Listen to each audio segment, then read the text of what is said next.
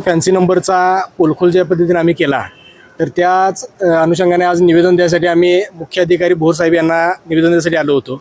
RTO विभागामध्ये चालणारा जो घोळ आहे, जो फॅन्सी नंबरमध्ये खाजगी पंटरांच्या थ्रू केला जातो, त्याची पोलखोल आम्ही केलेली आहे। त्याची पुरावे सुद्धा आम्ही दिलेले आहेत आणि संबंधित सहर्ष सोनुले नावाचा जो एजंट आहे त्याच्यावर तात्काळ गुन्हा दाखल व्हावा।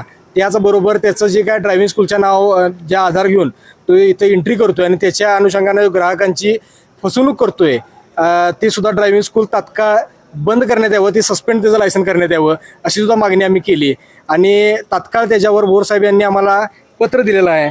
आज उद्या 2 दिवसात त्यांच्यावर गुन्हा सुद्धा कायदेशीर दाखल होईल आणि माझं अजूनही सगळ्यांना सांगणं आहे की या आरटीओ विभागामध्ये जर कोणाची काय तक्रार असेल तर आमच्यापर्यंत पोचा, आम्ही 100% त्याला मार्ग आपण तुम्हाला जे काही काम आहे ते मार्गी लावून देऊया।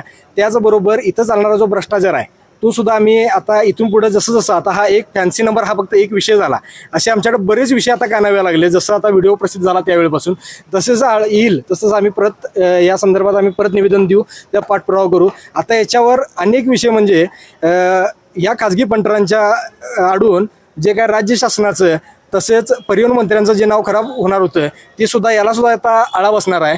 कारण की जे ग्राहक फॅन्सी नंबर परचेस करणार आहेत तर त्याची एक लिंक जनरेट होईल, त्या संबंधित आधार कार्ड जे आहे लिंक, त्याला आधार कार्डवरती लिंक जाईल, त्याच्यावर टॅप केल्यानंतर संबंधित रिसीट ओपन होईल आणि त्या संबंधित रिसीट ओपन झाल्यानंतर खरोखर त्यानं पैसे किती भरलेत आणि सर्व्हिस चार्जेस म्हणून किती कट झालेत, म्हणजे संबंधित जो कोण माणूस येईल त्यानं सर्व्हिस चार्जेस 500 घेतले, 200 घेतले, 500 घेतले, 1000 घेतले, किती घेतलेत ही सुद्धा त्याच्या लक्षात येईल। म्हणजे एवढं पारदर्शक या पद्धतीने हे होईल आणि संबंधित याच विषयाचं निवेदन सुद्धा आम्ही परत सरनाईक साहेबांना आम्ही देणार आहे। कारण की राज्य शासनाचं नाव यामध्ये कुठेही कमी होता कामा नये यासाठी सुद्धा आमचा 100% प्रयत्न असेल। एवढं बोलतो आणि थांबतो। जय हिंद, जय महाराष्ट्र।